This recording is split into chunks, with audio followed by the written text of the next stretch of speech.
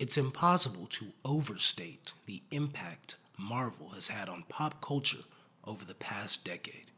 It's like a giant black hole sucking in every nerd's money until it finally absorbs it all and has to convince normal people to be interested. From Iron Man to Infinity War, we've seen the entertainment industry change in response to the titan that is the MCU. The phrase cinematic universe has itself become a meme, the most organic manifestation of pop culture presence. But what if I told you that impact far exceeds the range you imagine? We've been taught that art reflects the world, but there's an often cited quote which claims that the inverse is also true. The world, in many ways, reflects our art. And the world we're getting to witness as a reflection of the Marvel filmography and its underlying messages is anything but heroic.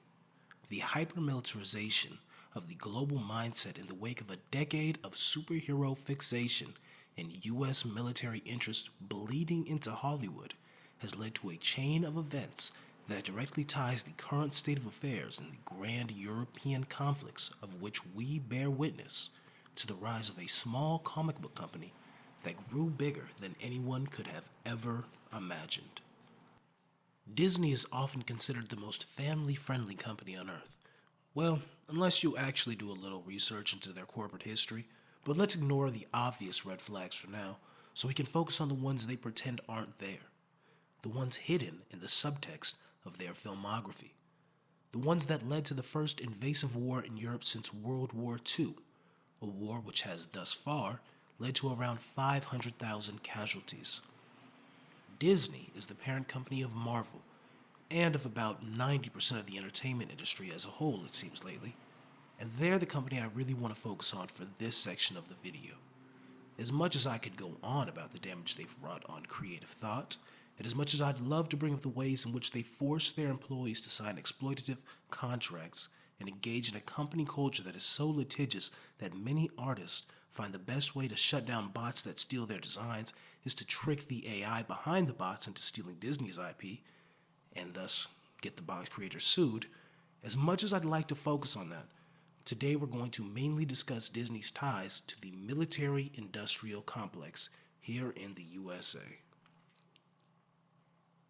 The causes of the Ukraine war are complex, from a legacy of white supremacy in Eastern Europe to Russian imperial ambitions in the same region, to the historic precedent for Kiev in Ukraine to be a heartland and base of operations for the Russian people, to the aging populations of the region, to a million other things, 2 million even.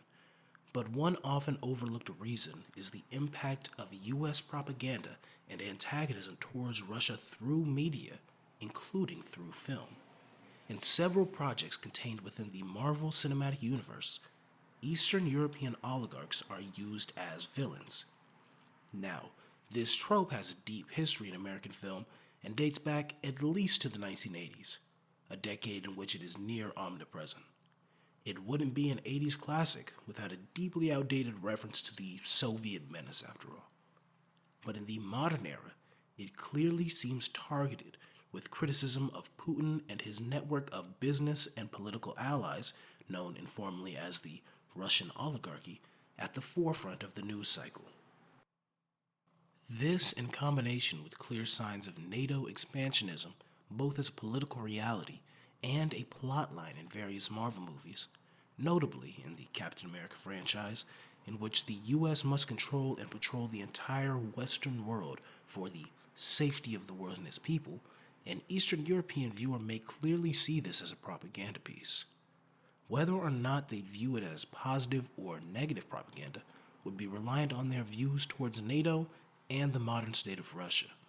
Based on the current situation on the ground of the war, the pro-America stance of the propaganda may be delighting the new audience it has found even more than its initial target audience.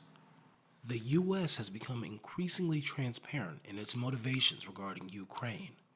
Documents leaked in 2022 and 2023 reveal that the high-level military officials in charge of supplying Ukrainian troops with weaponry view the war in Ukraine and the efforts by NATO to encircle Russia with NATO member states as one combined initiative. Russia has used the aggressive expansion of NATO as a partial explanation of their invasion, a fact the U.S. admits was part of their foreign policy plan for the past decade. The same decade in which the Department of Defense switched its recruitment advertising strategy from mass in-person engagement and TV ad campaigns to a twisted version of product placement in popular mass media. When the most popular female-led action movie of the decade was one in which the U.S. Air Force has near-complete creative control and the ability to veto any scenes which portray them unfavorably, you have to consider that there may be ulterior motives to the depiction of the Air Force fighter pilot who destroys enemies of the nation at the behest of government superiors. The influence this has had on global politics can be summarized by the fact that many Ukrainian conscripts on TikTok use Marvel montages about heroes resisting the foreign invasion to, in effect, propagandize themselves and their fellow countrymen. In summary, the links between the war in Ukraine and the rise of Marvel as a cinema staple franchise run through a common denominator: the U.S. military and its ambitions of both furthering its own soft imperialism and weakening the more hardline imperialism of its adversaries. There's even been a notable shift in some of Marvel's films towards a more anti-Chinese and anti-communist message. With the situation in Ukraine dragging on and the recent changes in the leadership of the Wagner mercenary group, often considered an arm of the Russian state, it remains to be seen how the future of U.S. military intervention in Hollywood plays out. Maybe we'll get a sneak peek at an Invasion of Africa movie where a revolutionary leader needs to be stopped. Oh, wait. Alright, thanks for watching all the way to the end, guys. So for the next few minutes here, I'm just going to give you a real quick, like a casual breakdown. Don't ever want to take ourselves too seriously. Don't get a big head. Don't be egotistical.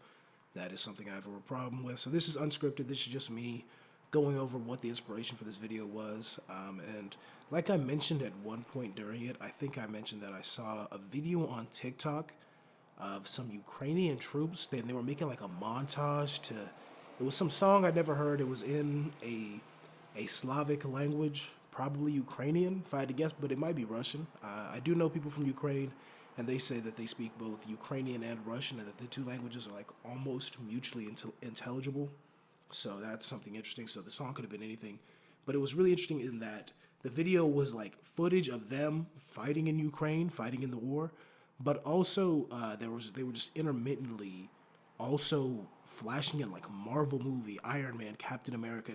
It was funny to me as at the time. I sent it to a friend of mine as a joke, like Captain America and Ukraine. They didn't have Captain Ukraine footage, but it was a bad joke. I'm not always funny, but it was just so interesting to me that Marvel propaganda, which in a way is basically U.S. military propaganda, because the U.S. military is directly influencing that in order to have access to military bases and military weaponry.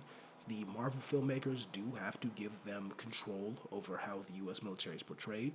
There have been examples, like in the first Iron Man movie, some of the soldiers mentioned like being suicidal, wanting to kill themselves, and the U.S. military said, nope, we have a problem with veterans being suicidal already. We do not want that mentioned in the movie, and they took it out. So it's clear that there's a direct censorship of certain things the military doesn't want brought up, and if you take the logical train of thought there's going to be certain things they're boosting up and playing up. So it's just interesting to me how all that influence, censorship, boosting, vetoing, basically rewriting the scripts to be pro-U.S. military propaganda has kind of worked, because these Ukrainians who are, to some people they're a noble fighting force, defending their nation, which I respect that view. But some people, they're just an arm of the U.S. state being used in a proxy war with Russia, which there's evidence to support that as well. It's interesting, though, that even our little proxy armies, I'm speaking at we as an American, but even our little proxy armies are using our U.S. military propaganda and our U.S. military gear. So I guess maybe that's kind of what ties it all together, is that these foreign soldiers using U.S. weapons are going to look at and be inspired by the movies where the heroes use U.S. weapons. Yeah, that's really all I had to say about that. If you listened all the way to the end, thank you. I appreciate you. Please like and subscribe. And comment. Argue with me if you think I'm wrong.